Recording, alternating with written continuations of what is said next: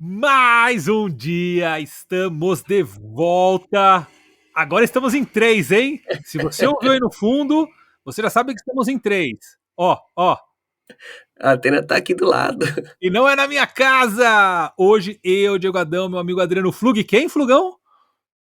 Atenas. Atenas, senhores. O José e o Marco conseguiram convencer o Flug a comprar um cachorrinho. Cara, o José, quando chegou, o cachorro falou: 2 anos, 3 meses, 4 semanas e 3 dias esperando. Ele ficou contando. Tadinho, Flug. E você tem agora um Shih Tzu. Uma Shih Tzu. Uma Shih Tzu. Atenas, cara. Que legal. Nome bonito, hein? É. Quem que batizou? Você ou os meninos? Eu que batizei, né? Com certeza. Que legal, cara. E vejam que coisa maravilhosa. Não temos o Carlos e temos a Atena. O episódio será muito mais divertido, muito mais leve, muito mais soltinho, como todos vocês sabem. O seu podcast do Cirurgião Geral, seu congresso semanal de cirurgia está no ar, senhores. E hoje um episódio que vocês pediram. O que vocês não pedem chorando que nós não fazemos sorrindo? Flugueira fará um resumo sobre o congresso da IFSO. Flugão foi lá, disse que foi, né? Não vi foto, não vi foto. Ninguém que eu conheci falou que encontrou o Flug lá. Mas ele disse que estava no Chile no congresso. Então, de duas uma. Ou ele fez um apanhado com os amigos que foram, ou de fato ele estava lá, só que ele estava discreto, né? Então, nós estamos pagando recompensa, viu? Pela foto do Flug no congresso. Se vocês viram, stalkearam, mandem. Até porque a Juliana também tá cobrando, né? Né? Não sabemos, né? Essa história aí de congresso. Você tá bem, Flugão? Como é que você tá, cara? Tô bem. Ansioso aí por mais um episódio com a gente. Bom demais. Posso ler 4 mensagens de maníacos? Bora. Bora lá, bora lá. Maníaco sempre mandando mensagem pra gente. Gabriel Mesquita Petrica ou Pétrica. Gabriel Mesquita Pétrica ou Petrica. Fala, galera. Gabriel Mesquita, 4º ano da graduação da Universidade Federal do Paraná, campus Toledo. Acompanho muito vocês e agradeço pelas conversas de altíssima qualidade. Sei que não sou o único aspirante à cirurgia por aqui, e pela experiência de vocês, como orientam alguém para escolher um serviço de residência em cirurgia geral? Como pesariam a relação academicismo versus volume versus autonomia? Desde já agradeço. Flugão, alguma dica aí pro Gabriel na hora de escolher? Pega mais no assistencial ou mais no acadêmico? Cara, dúvida de ouro. Resposta básica: você nunca vai encontrar um serviço perfeito. Vai sim, vai sim. Vem pra Vai. escola, Gabriel, vem pra escola. Tô brincando, fala aí, Flugão, fala aí. É, esse equilíbrio é muito raro de ser obtido. Muito provavelmente, quase certo, diga de passagem, você deverá complementar. Então, caso você escolha um serviço acadêmico, deverá ser complementado com algum lugar que você possa pôr a mão na massa e vice-versa. E eu acho que isso vale desde a faculdade, inclusive eu acho que isso vale desde o começo da faculdade. É, olha, quando eu entrei na faculdade em 2001, isso, naquela época a gente já sabia que nós punhamos muito pouco a mão na massa, então a gente já complementava desde a época da graduação, operando fora. E eu acho que isso só se acentuou ao longo do tempo. Boa. Concordo totalmente com o Flugão. Você tem que estar consciente onde você está para você complementar o que faltou. Mas se você puder escolher, minha sugestão, escolha um acadêmico. Vou dizer por quê. Para você aprender a operar, você precisa estar na assistência, no centro cirúrgico. E para você aprender a didática, a academia, o raciocínio, você precisa estar numa academia. Depois que as pessoas se formam, todas vão para o centro cirúrgico. Então, por mais que você não queira, se você estiver numa equipe, você aprende a operar. Mas se você não estiver na academia, você não aprende a ser acadêmico. Não tem como, com cursos, com um colega, você desenvolver o academicismo. Então, tua única chance de aprender o que é academia cirúrgica é na residência. É ali, talvez depois de uma pós-graduação, mas não é igual. Num serviço acadêmico de residência. Então, se você puder abrir mão de um, né, ou priorizar outro, eu priorizaria o academicismo, porque depois o que você aprendeu você leva para a vida. E aí você faz sua curva cirúrgica depois, do que o contrário. Porque, meu amigo, fala aí, Flugão, para aprender a raciocinar, ler artigo, sozinho, cara, é difícil. É muito difícil. Mas, né? Bom E é o que eu ponto. te falei, né? Vem pra escola que você tem os dois. Lá você vai dar abraçada. Fica tranquilo. Leonardo Maeda. Fala, galera! Leonardo Maeda aqui. Sou acadêmico do 6º ano da UNAERP. Fenomenal o episódio, em especial por chamarem a galera do TDC, do Tá de Clinicagem, para participar, que me fizeram conhecer esse mundo dos podcasts. Leonardo, a nós também. Como eu falei já, o pessoal do TDC são os nossos padrinhos. Queria. Agora ela vem, hein? Flugão, prepara. Queria pedir um salve e uma bênção de azul de metileno para as provas de residência que estão por vir. Quero ir para radiologia. Flugão, você vai abençoar alguém que vai para radiologia? Ó, mas adoro ouvir os episódios, entender a mentalidade do cirurgião, que me ajuda muito nos estudos, e pretendo trazer essa mentalidade para depois como pensar nos laudos.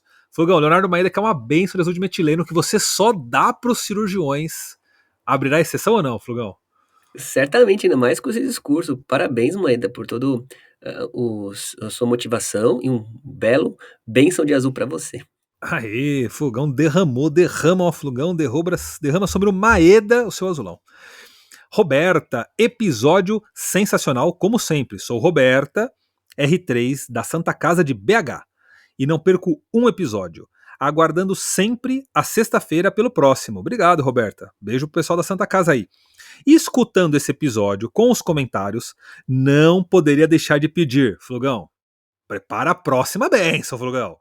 Flug, me dá sua bênção de azul de metileno e dos drenos, a bênção dos drenos, Flug. Tem que fazer um ritual novo agora, meu Deus do céu.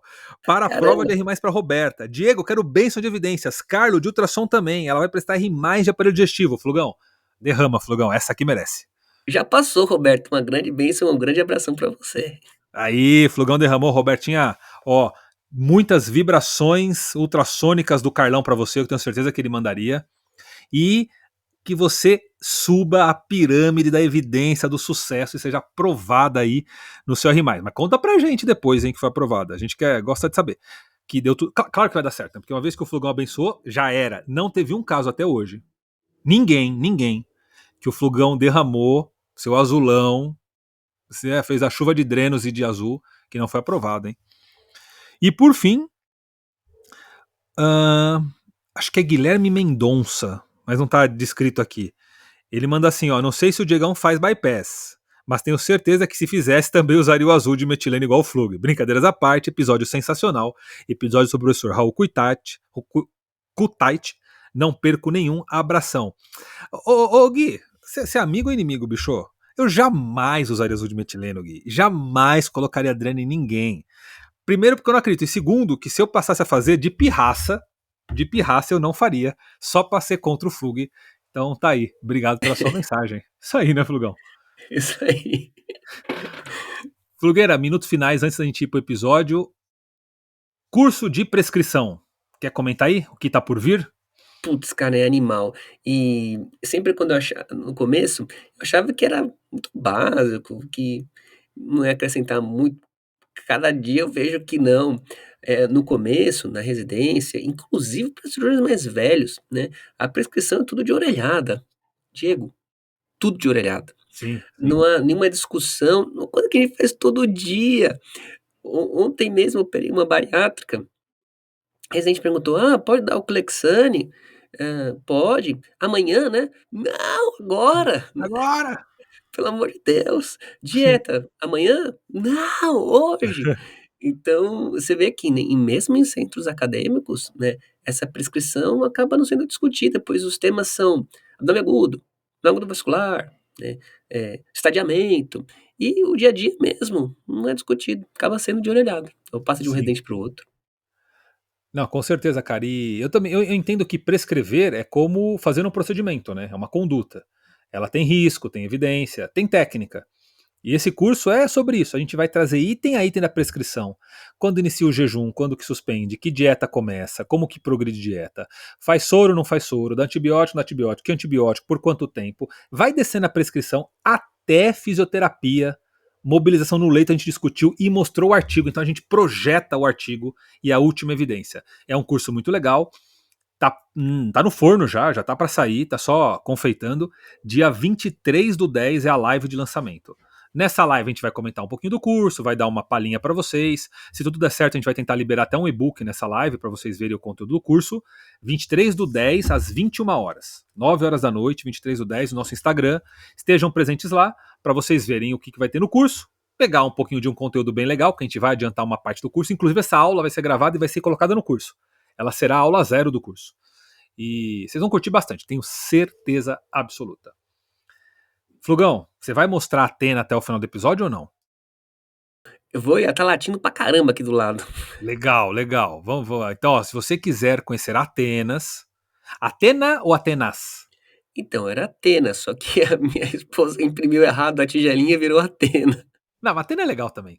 Então, a Atena, se vocês quiserem, fica até o final. O Flugão em algum momento vai mostrar a Atena aí pra quem estiver no YouTube. Flugão, a palavra é tua. O que rolou na IFESO? Primeiro comenta, né? Que diabos é a IFESO, né? Onde foi tudo, depois o que rolou lá. Perfeito. A IFES é o congresso, é a Federação Internacional de Cirurgia Bariátrica. Ela se reúne uma vez por ano, alternando os continentes. Então, Europa, depois América, depois Ásia. É muito legal, porque diferente do American College, que obviamente é só nos Estados Unidos, você acaba conhecendo o mundo, né, com a IFESO. De fato, a sociedade internacional é muito mais forte que a sociedade americana, diferentemente do que a gente vê em outras partes. A IFESO reúne todo mundo, todos os cirurgiões de grandes nomes, chefes de departamento vão. Então é realmente o encontro mais importante. Ela é sempre muito bem feita, já muito consagrada, muitos e muitos e muitos anos aí de consistência, e há grandes representantes brasileiros, né? O Dr. Ricardo Cohen, por exemplo, é o atual presidente da IFSO, o Dr. Almino, que já foi convidado aqui na Atena hoje tá danada, viu? O Almino que foi convidado aqui no podcast, já veio. Teve mais outros 2 brasileiros, Garrido já foi também, mais um outro que eu não me lembro, perdão a falta de memória, mas realmente a sociedade brasileira de bariátrica é muito bem representada na IFES. Boa. E aí, esse ano foi no Chile, né? Foi Sim, no. Que dia que foi mesmo, Flugão? Só pra quem estiver ouvindo depois. foi em setembro, final de semana, comecinho de setembro, se não me engano. É, Foi lá em Santiago, né, foram tá. 3 dias de congresso. Então tá aí com um mês no máximo, né, de congresso. E quer contar o que te chamou a atenção? O que os temas mais quentes? Você separou, né? Você fez uma listinha de tópicos, né? Sim, sim, vamos lá, né. Primeiro eu vou Manda ver. começar que ele é bem estruturado. O Flug tá desesperado porque a cachorra tá latindo. Eu sei o que ele passou. Enquanto você vai lá prendê-la, eu vou conversar com os nossos maníacos. Vai tranquilo, sem pressa. Vai lá. Não sei se vocês lembram, né? No começo do Mania, nos episódios primordiais, quando não havia nem vinheta, o Lingo latia todos os episódios. Filhote, né? E aí teve um maníaco, não é um maníaco, né? Um maníaco jamais faria isso, que falou que eu deveria me desfazer do cachorro enquanto ele, no episódio. Eu fiquei tão bravo quando eu li aquilo, eu fiquei desesperado. Eu falei, onde já se viu? Quem que manda a pessoa se desfazer de filho, de bichinho de estimação? Pois ele vai latir todos os episódios a partir de agora. Mas depois ele acostumou, tadinho. Ele se acostumou. Aproveitando o ensejo, enquanto o Flugão não volta, o que eu acho que é relevante aí a gente discutir? A Parisina foi nesse congresso também. E não é só a questão do networking, mas da atualização das evidências e de como essas evidências são passadas, né, Flugão? Flugão voltou aí. Então eu queria até que você também comentasse, Flugão, além do assunto em si, você poderia trazer uma palhinha sobre como as pessoas interpretam as evidências, que é um outro tema que a gente também bate bastante aqui, né, no Mania e na CDB. Vai lá, Flugão. Sim, esse talvez seja o ponto mais crítico que eu senti muita diferença. A gente já está com uns 3 anos aí de comunidade do bisturi, e hoje eu me vejo como eu era antes, sabe? É impressionante a mudança, porque quando os cirurgiões apresentam suas palestras sobre os diversos temas, sobre refluxo no sleeve, revisional, eles apresentam os dados conforme a coleta de dados deles, com, óbvio, todos os vieses possíveis, de acordo com a inclinação pessoal dele, e como ele não consegue transpor esse nível de evidência, o grau de recomendação, a crítica metodológica dos trabalhos. Cirurgia já é muito difícil ter trabalhos bons, né?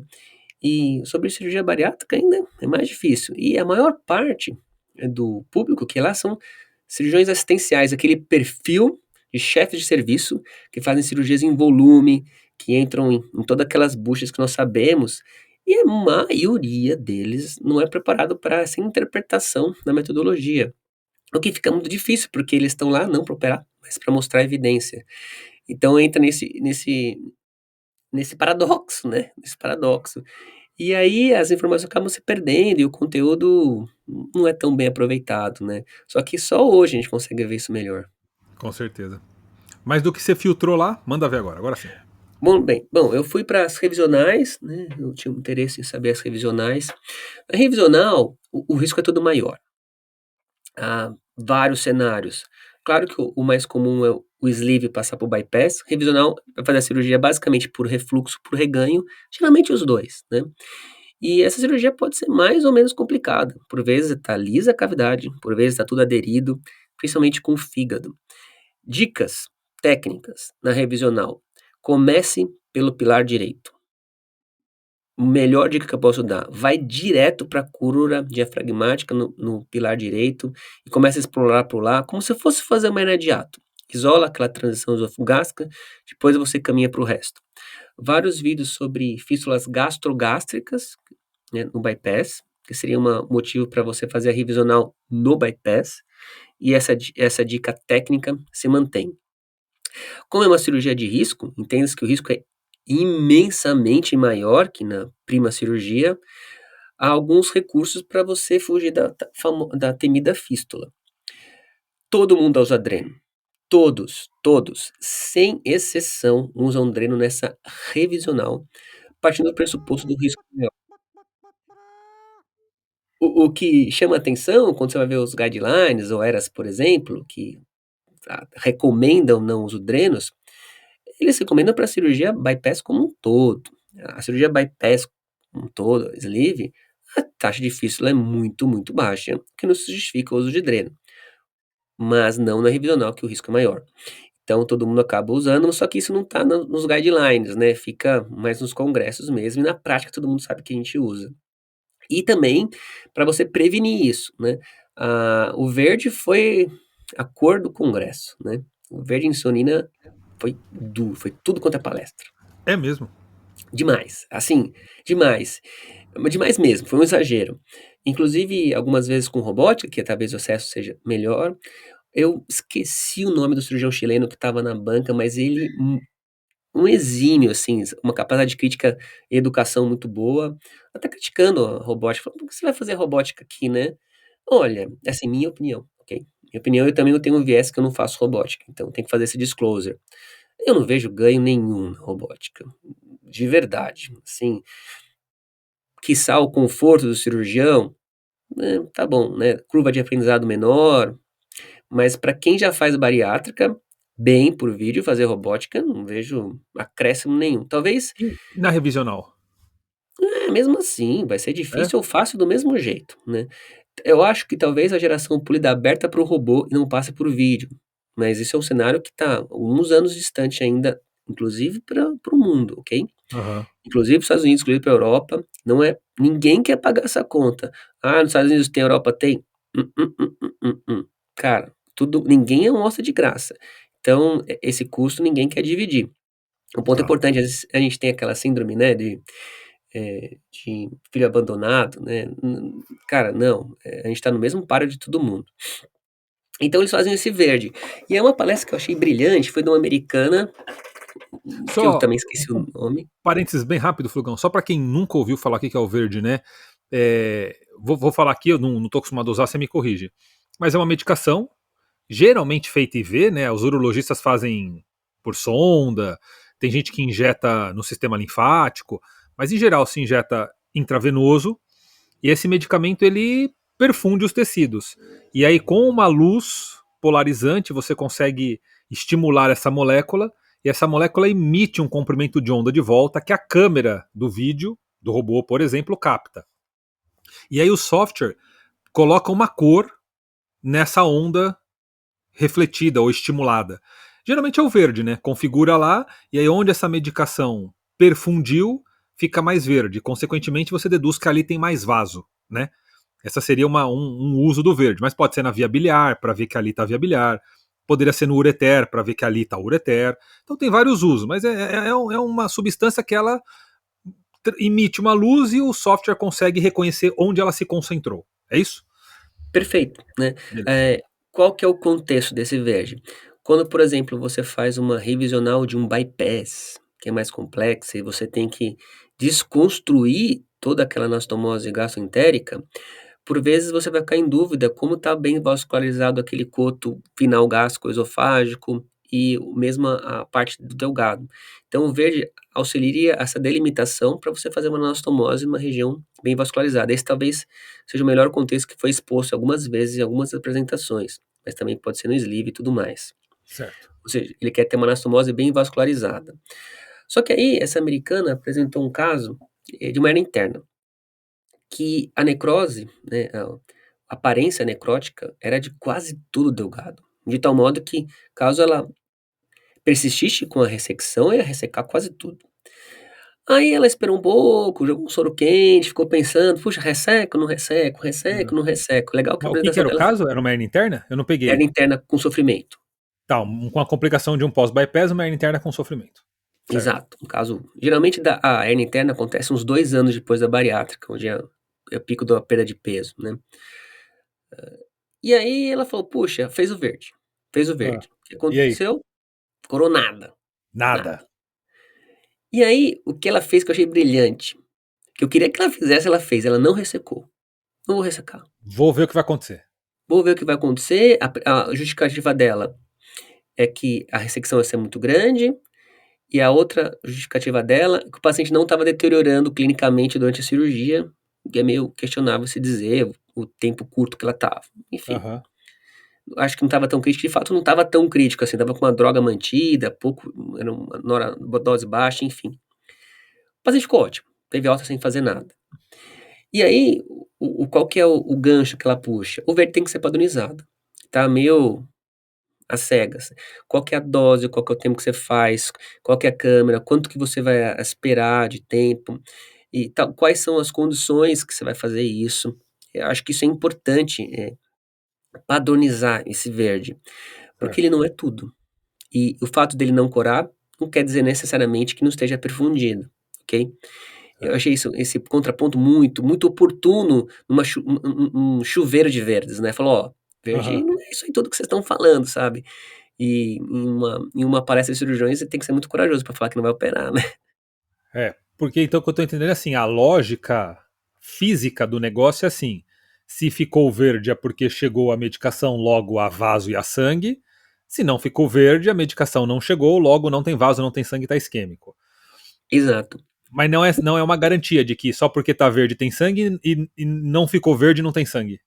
exato. Talvez nesse contexto específico, que fica aquele chouriço literalmente, né, o chouriço literalmente, eu acho que essa impregnação das hemácias pelo meso, pela própria parede do intestino, pela condição isquêmica, deva atrapalhar essa captação do verde, ok? Sim, claro. Então, o que eu presumia que fosse uma boa, talvez fazendo um abdômen agudo vascular, sabe aquela condição que você entra aquele abdômen vascular e você fala: "Putz, cara, será que eu tiro aqui, ali, qual que é a margem que eu vou tirar?", naquela área cinzenta que não tá tão Aham. necrótica, mas também não tá tão boa, talvez o verde nem funcione aí direito, sabe. Sim, Talvez o verde se restringe apenas a um cenário estritamente eletivo, sabe, pra você, talvez a cirurgia coloretal para fazer anastomose ou, no caso, essa revisional do bypass, sabe, é uma condição muito perfeito. específica para fazer o verde.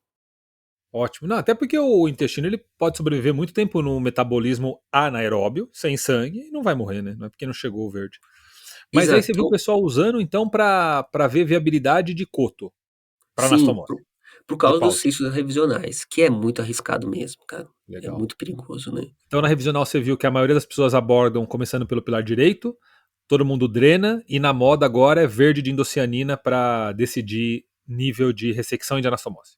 Perfeito, e aproveitando esse gancho, eu adicionaria até a endoscopia. Eles usam a endoscopia intra-op para ajudar na revisional, por exemplo, para orientar aonde está a fístula gastrogástrica, ou mesmo para orientar a anastomose ou até mesmo a dissecção.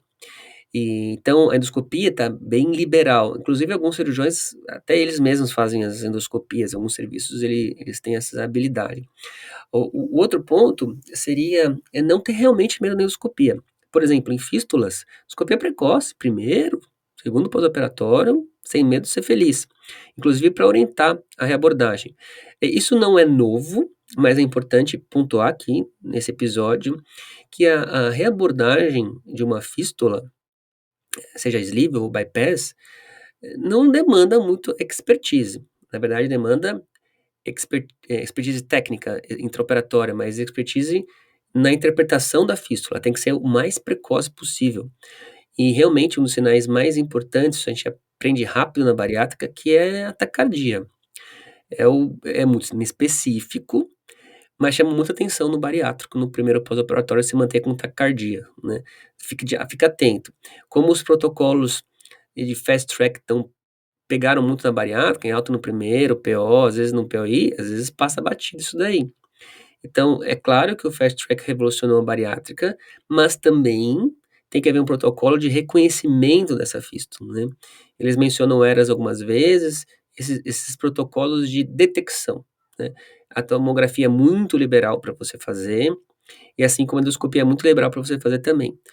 Reforçando um conceito também já consagrado, que a reabordagem tem que ser rápida, né, entende-se, você vai lá, dá uns pontos, se for possível dá, mas também não se estresse muito nisso daí, lave bem a cavidade, drene amplamente, né, um lado ou outro, principalmente com drenos sucção negativa, que seria o ideal.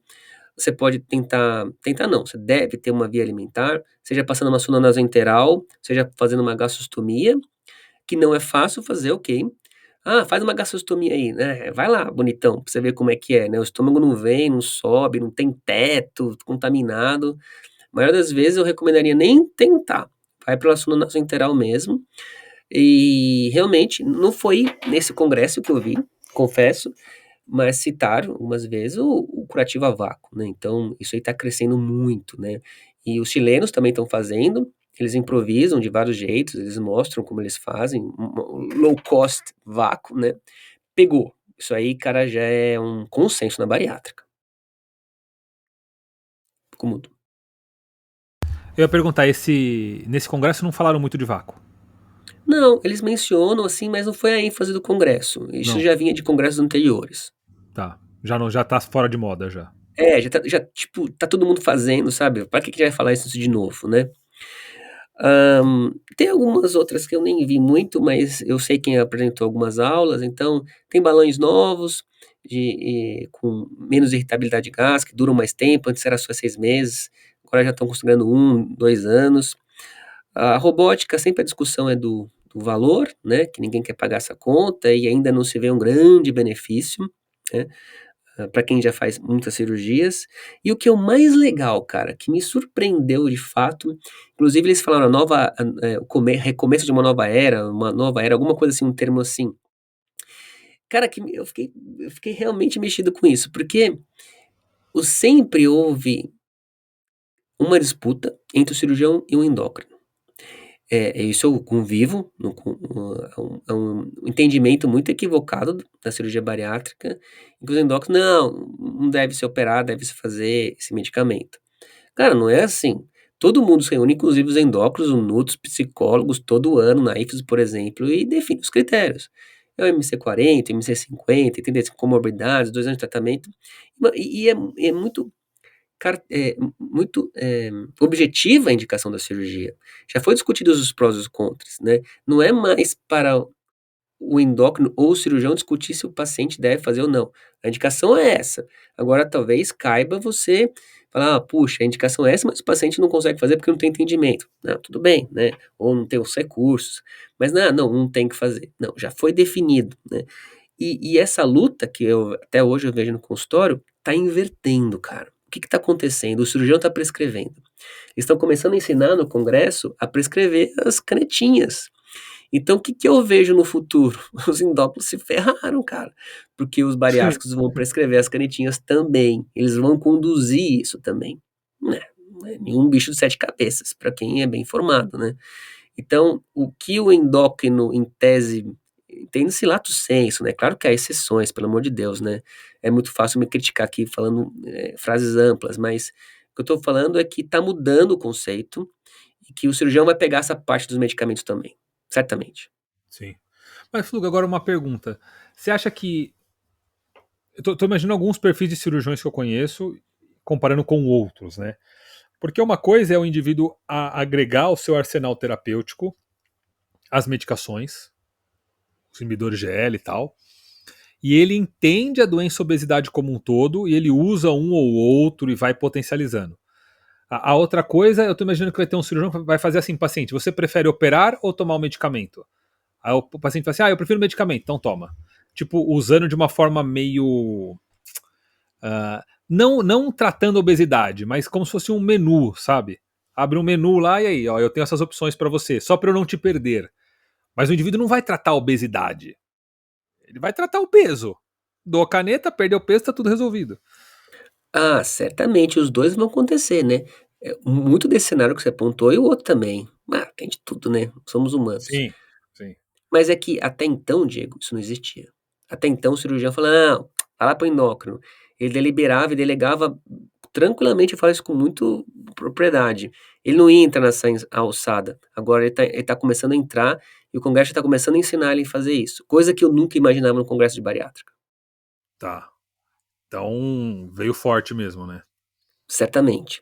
Aliás, falando em mudança, agora eu vou te provocar um pouco também para ficar eh, mais rico o episódio, a minha impressão sobre as delegações. Eu já vinha, notando, desde na Inglaterra, que as delegações bariátricas não tinham o perfil que eu imaginava. Por exemplo, Ah, na delegação britânica, havia muitos, médicos do Paquistão que entravam na na na instituição, da faculdade, da universidade, enfim, e representavam os britânicos, né. Por exemplo, nesse congresso, a delegação alemã, vários eram do leste europeu, por exemplo, né. E você vê que aham, não eram, eh, pe pessoas que se fo fizeram faculdade, não, eles eram médicos formados e depois foram para a Alemanha, para outros países europeus. Italiano não, italiano adora cirurgia, italiano é tudo italiano mesmo. E os mesmos americanos, você vê que não eram americanos, né, eram libaneses, do Oriente Médio, indiano. indiano, que vão e fazem grandes serviços e operam pra caramba, mas você vê que é aquele sotaque difícil, você vê que o cara Sim, tá sim. se adaptando ainda na língua, né. Aí eu falei: "Nossa", por exemplo, o que que você interpreta desse fenômeno, se assim posso dizer, da cirurgia bariátrica? Como você vê isso? Porque eu mesmo tenho dúvida no que eu acho disso Nossa, tudo.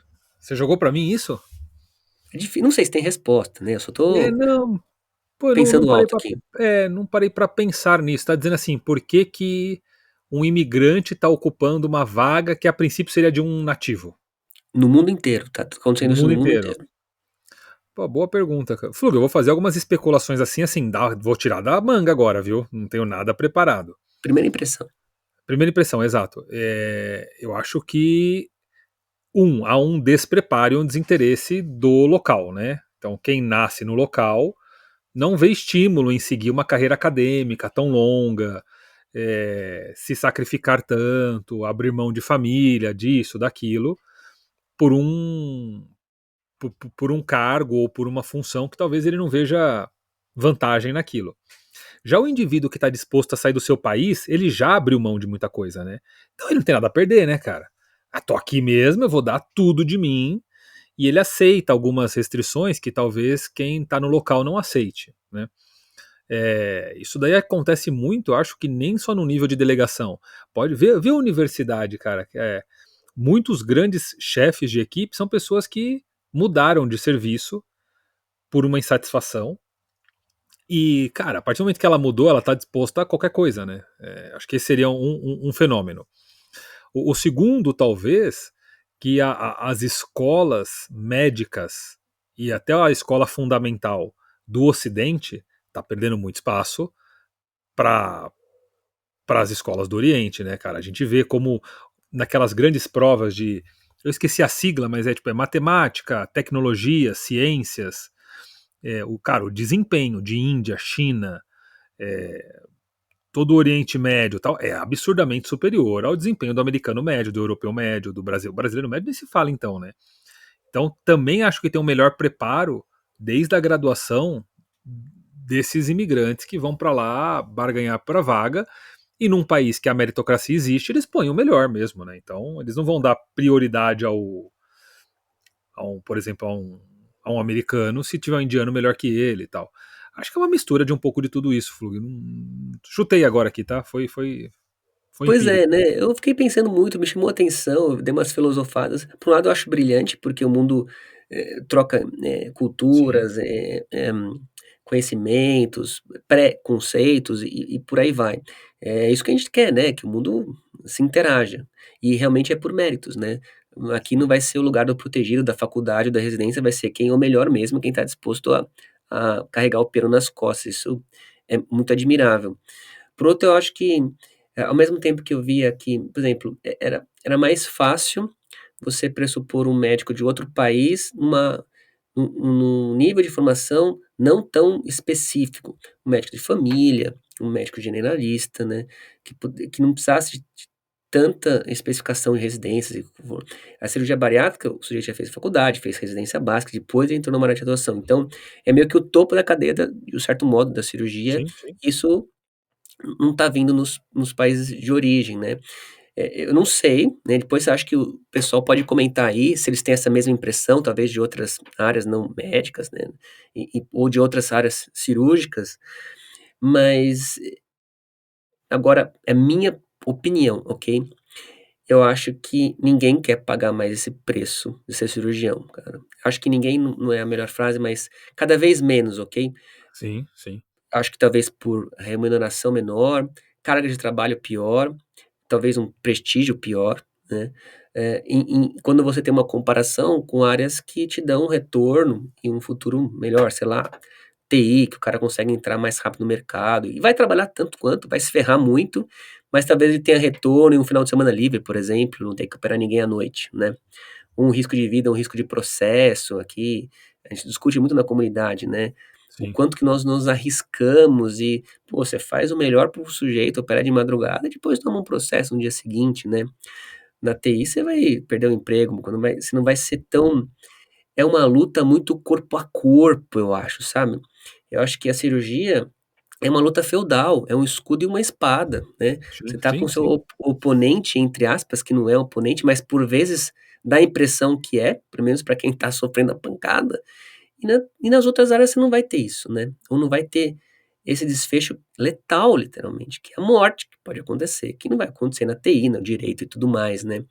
E eu já vejo isso na Alemanha, os parentes de lá, eles falam que os médicos alemães são quase todos oftalmos, alguma outra área mais específica, mas grande importação das outras áreas do leste europeu, por exemplo, né, é um movimento que está acontecendo. Sim. E se você pegar até o último episódio do professor Raul Kutaiti, né, quando ele fala, você vê que ele coloca que a, o que dá significado à vida dele é o sacrifício individual dele para os pacientes. Né? Para mim isso ficou muito claro no discurso dele. Não tive tempo de falar isso daí na hora lá, porque não queria cortar nenhum minuto de fala dele, mas é muito claro. Então ele fala assim, pô, se eu tô na praia, se me ligar, vou agora, né? Então o que ele está verbalizando, no meu entender? Talvez a gente vai tergiversar um pouquinho do assunto, mas acho que é importante, você comentou. O que ele está significando? Ó, o ato do sacrifício é superior a qualquer outra coisa para mim, né? Então ele está colocando isso. Hoje, como você falou, eu não sei se a maioria de quem está começando a cirurgia tem este mesmo valor. Eu diria que não, eu acho que não. Né? E é até fácil explicar, se perguntar para o professor Raul Kuitati, pega o sobrenome dele. Eu tenho certeza que os pais, os avós deles, se sacrificaram por ele. Não devem ser brasileiros, devem ter viajado, devem ter começado alguma coisa do zero. E então ele cresce num ambiente em que o sacrifício é a força motriz do negócio. Já hoje, quem nasce num ambiente com pais já bem estabelecidos, é muito fácil perceber como os filhos de hoje são muito diferentes dos pais, cara. Né? E eu tava vendo um exemplo recente, o Will Smith, cara. Você viu o filho dele, o Smith, como eles são diferentes, cara? Como eles têm valores diferentes. Eu tenho fui jantar recentemente com um colega que ele tem uma ideologia política de um jeito, né? Ele foi um grande empresário da Fiat do Itaú, E eu perguntei, e sua filha, cadê? Saiu de casa, foi morar fora porque a gente brigava muito, porque ela tem uma ideologia política o oposto da dele. Né? Eles votaram em números diferentes, sabe? E deu briga, deu treta, cara. E aquela história, aquela velha máxima lá, não sei de quem é essa frase, eu vou falar que é do Churchill, mas não deve ser do Churchill, não. O pessoal sempre põe uma frase boa ou no Churchill ou no Einstein, né? Lembra? Tempos difíceis fazem pessoas fortes fazem tempos fáceis fazem pessoas fracas fazem tempos difíceis, e por sua vez, tempos difíceis fazem pessoas fortes. Parece que isso é meio cíclico, né? É meio hegeliano, né? Então, cara, não há dúvida de que pais que se sacrificaram muito, muito, criarão filhos hedonistas. Cara, é filosófico isso, né? É natural isso. E por sua vez, esses filhos hedonistas criarão condições ruins para os seus filhos e vão criar filhos mais virtuosos. E assim a roda vai girando, cara. E a roda vai girando. Acho que é mais ou menos isso, Flug. Sim, nossa, eu concordo plenamente com isso. Um gancho, no Congresso tem muitos duelos, entre aspas, né? Por exemplo, o que você faz no refluxo pós-sleeve? Aí tinha um grupo que punha estreta, que é um colar magnético para impedir o refluxo, e defendendo, inclusive o presidente chileno faz muito isso. Em contrapartida, tinha outra apresentação que fala que isso é uma porcaria, mostrando essa estreta intruindo para dentro do esôfago, admitindo que o melhor tratamento seria o bypass, a revisional e por aí vai. Só que Certo. ainda fica num plano de ideias, e eles acabam brincando e convivendo, e mesmo tendo opiniões totalmente opostas, né, Aham. eles convivem, né. Eu acho que a função da universidade é justamente o debate. Só que o Perfeito. que cada vez nós vemos menos é a capacidade da instituição e das pessoas que estão nelas de conseguirem discutir dentro de religião, política, que você deu o exemplo, cara, e jogar futebol no final de semana junto, ou ter uma oportunidade, as pessoas viram inimigos, tal, né. É claro que nós somos humanos, eu também tô no quem sou eu para falar que não vou ter um viés, né, de conflito nessas coisas, mas, cara, na universidade, isso tem que ser institucionalizado, né, tem que ter Sim, um líder que promova essa discussão e acabe ali, pessoal, pelo amor de Deus, não vamos se matar aí na rua por causa disso, né. perfeito. Perfeito. Se a Boa. universidade não fizer isso, cara, a gente tá ferrado, porque o Ah, mundo não vai fazer. mas não faz. Eu acho que não, já não faz mais, viu, Flug? Não é mais universal, né? Não é mais universal. Mas tá, há exceções, né? Há exceções e a gente tem que se focar nelas, né? Tem mais coisa do Congresso aí? Bom, pra finalizar, sempre tem aquela discussão, o que que é sucesso na cirurgia.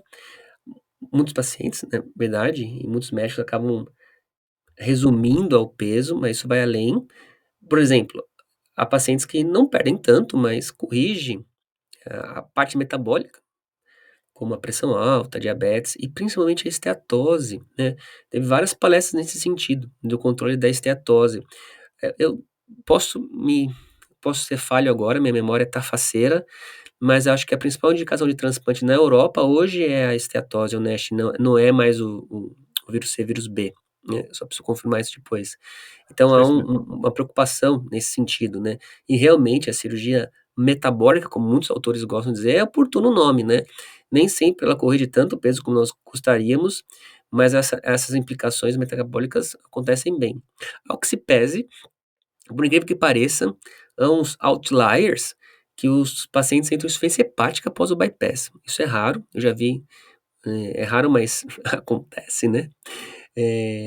Isso tem algumas coisas a ver de desnutrição proteica, dentre outros pontos, mas de um modo geral, na imensa maioria das na esmagadora das vezes, a cirurgia metabólica corrige muito bem essa esteatose, às vezes nem tanto corrigindo peso.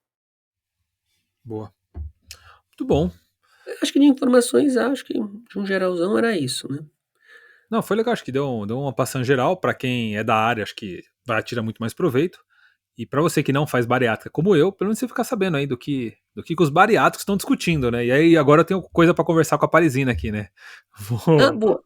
Diego, eu vou te pôr no como chama? No meio do fogo, porque eu assisti um podcast, não sei, eu não vou falar porque senão é merchan, mas Ah, é parte de economia e no final do podcast eles sempre encerram com umas 4 perguntas, né.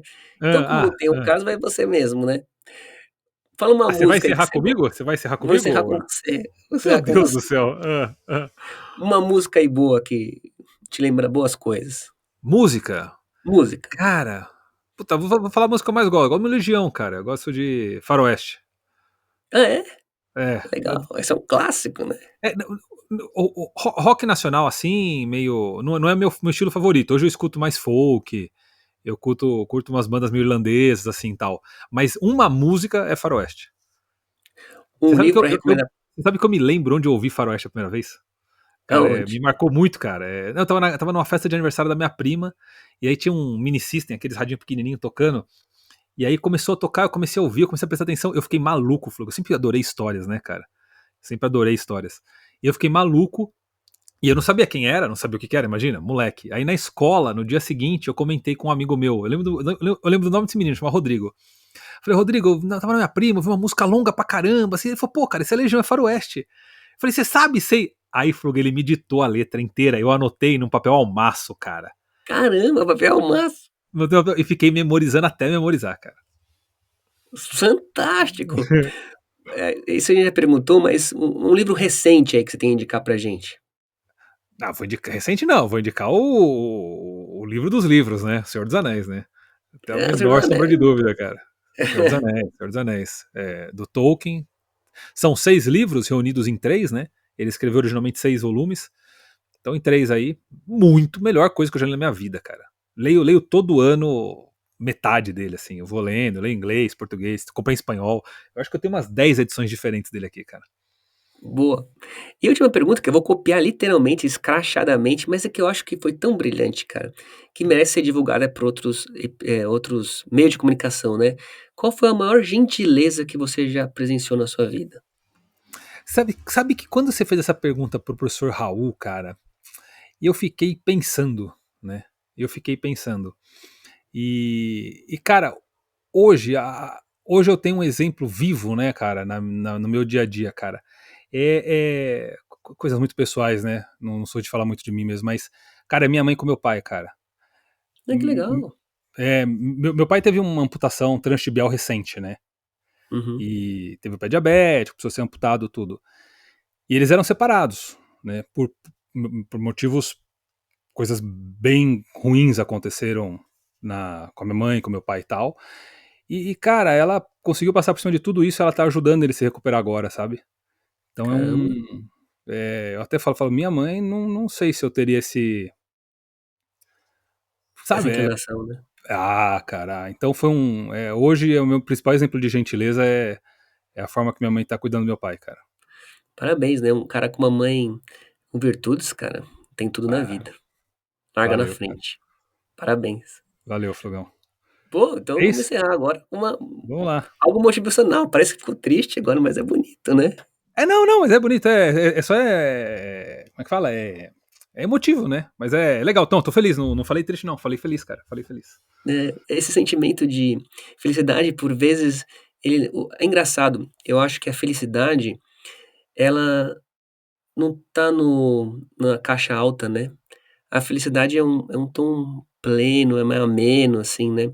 Acho que as pessoas felizes ou em momentos de grande felicidade, elas são tão suaves que um descuidado nem a percebe, né? É, boa, boa. Pô, você me quebrou, Flugão. Isso aí, né? Então, nesse climinha, o Carlos já estaria boicotando a gente, mas nesse climinha, terminamos mais um episódio do Mania de Cirurgia. Espero que vocês tenham curtido. Se o curtiram, demonstrem isso. Pinta o coraçãozinho, pinta a estrelinha, compartilha, mostra onde você está ouvindo e peça para o próximo episódio. Flug, por favor, mostra a Atena, Flug. A gente quer ver a Atena, Flug. Nesse aqui, acho que não dá mais, né, tadinha? Deve estar dormindo lá, É, né? agora já foi, parou de chorar. Mas a gente promete que no próximo o Flug traz ela e mostra aí. Façam as apostas aí. Ela é branquinha, ela é pretinha, ela é mescladinha, ela é marrom. Ela. Vai apostando aí como é que ela vem aí. Estamos Pô, ansiosos. Fechou? Igão, Um abraço, Flugão. adiós.